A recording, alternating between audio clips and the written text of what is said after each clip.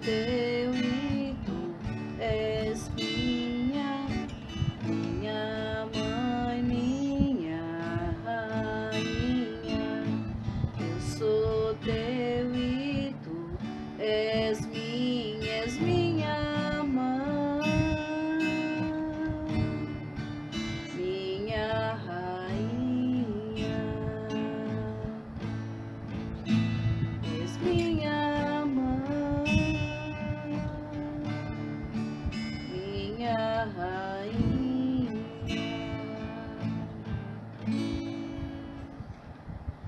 Bom dia, meu irmão, bom dia, minha irmã. Sejam todos bem-vindos e bem-vindas ao nosso encontro com a Mãe da Misericórdia, desta sexta-feira da 7ª semana do Tempo Comum. Que alegria estarmos juntos mais uma manhã para vivenciarmos os nossos minutos de oração, de reflexão e partilha da Palavra de Deus dentro de um ato de devoção à nossa Mãe Maria, a nossa Mãe que nos trouxe em seu ventre a misericórdia de Deus.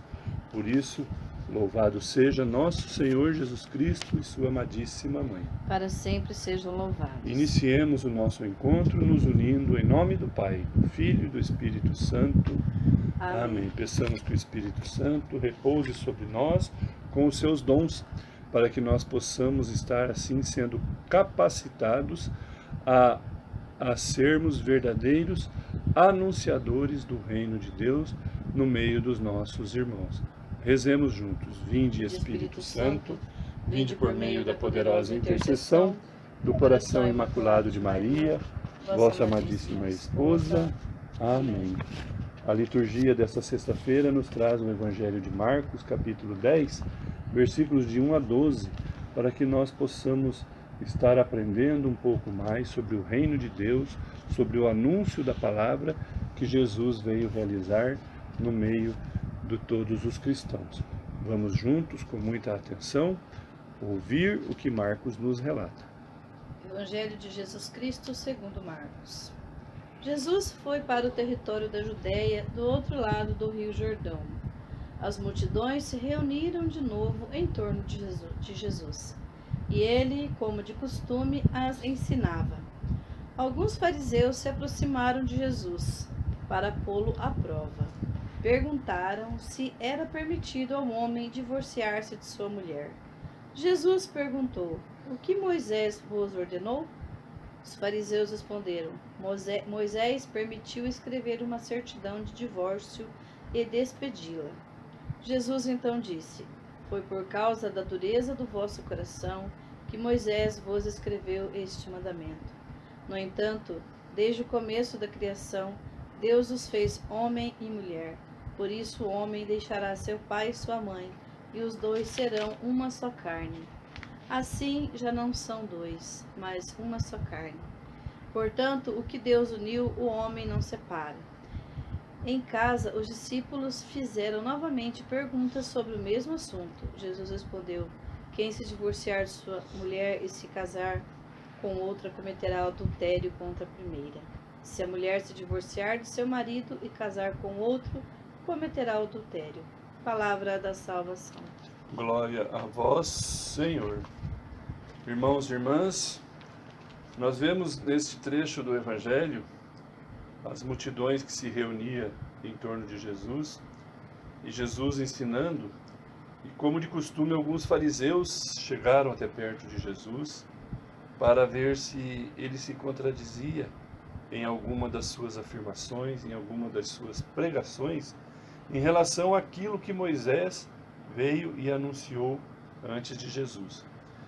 Eles perguntam para Jesus em relação ao divórcio.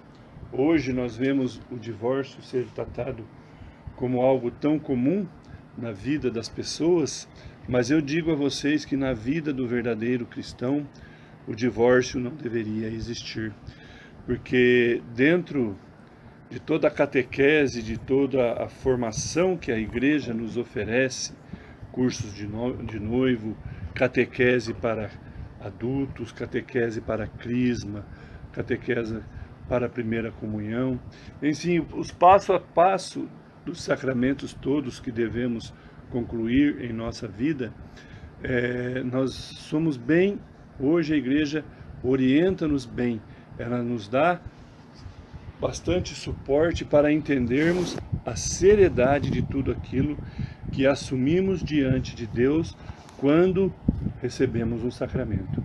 Então, se falando do divórcio, Jesus deixa bem claro que todo aquele que se divorciar de sua esposa e se unir a outra estará vivendo em adultério, e que se a esposa que também se divorciou do seu marido e se uniu a outro homem, também estará vivendo em adultério. Hoje a igreja oferece situações para que se consiga até a nulidade dos casamentos, que às vezes não foram bem pensados lá no passado, para que a pessoa se liberte desta culpa e consiga receber o sacramento novamente, dentro de tudo aquilo que a igreja tem para oferecer como formação e catequese dentro dos seus sacramentos.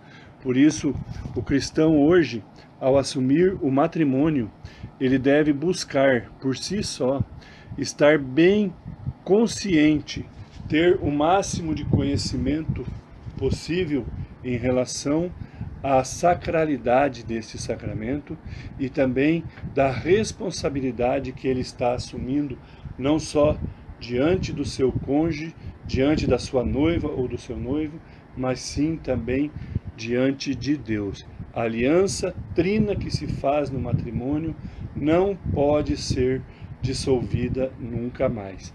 Então, por isso que Jesus termina o Evangelho dizendo aos seus discípulos, com muita objetividade, com muita clareza: quem se divorciar da sua mulher e se casar com outra cometerá adultério contra a primeira. E se a mulher se divorciar também e se unir com outro, cometerá adultério também.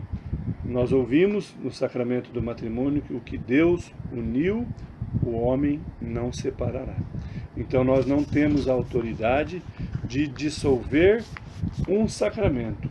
A única pessoa que pode nos auxiliar, julgar e nos dar o benefício da dissolução, no caso do sacramento do matrimônio, é a Santa Sé, através de autorização, depois de estudo e análise e julgamento do próprio Papa, o nosso representante de Cristo à frente da nossa igreja. Por isso nós devemos deixar de lado os burbúrios que o mundo nos coloca, nos ensina e nos traz aos nossos ouvidos sobre a simplicidade, sobre a pouca valia do sacramento do matrimônio e nos conscientizarmos como cristãos que devemos sim estar atento, porque é um sacramento indissolúvel perante Deus.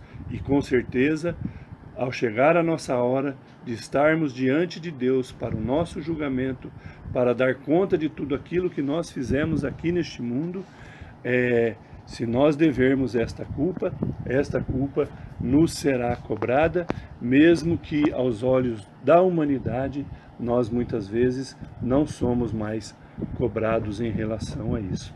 Que Maria, nossa Mãe da Misericórdia, que é um exemplo de fidelidade dentro do seu matrimônio, viveu a castidade, a santidade, a obediência, o amor a Deus e o amor ao seu marido, à sua família, ao seu filho Jesus, nos dê força e interceda junto a Deus para que Deus sempre nos mande o Espírito Santo, nos mande os sinais necessários para que nós possamos estar entendendo se nós estamos caminhando no caminho certo ou se algumas vezes o mundo consegue nos desviar do nosso caminho. Que ela nos cubra com seu manto sagrado, nos proteja, nos guarde e interceda junto a Deus por todos nós. Amém. Meu irmão e minha irmã, rezemos juntos. Maria, minha Mãe e Senhora, entrego-vos a minha alma e o meu corpo, a minha vida e a minha morte, e tudo o que vier depois dela. Deposito tudo em vossas mãos, ó minha Mãe. Minha alma com o vosso manto protetor, e concedei-me a graça da pureza do coração, da alma e do corpo. Defendei-me com o vosso poder de todos os inimigos, especialmente daqueles que escondem a própria maldade com a máscara da virtude. Ó lindo lírio, vós sois para mim o espelho, ó minha mãe. Amém. Meu irmão e minha irmã, terminamos aqui o nosso encontro com a Mãe da Misericórdia desta sexta-feira. Obrigado pela sua companhia, obrigado pela sua perseverança nessa caminhada dentro deste projeto devocional, dentro desse projeto de evangelização.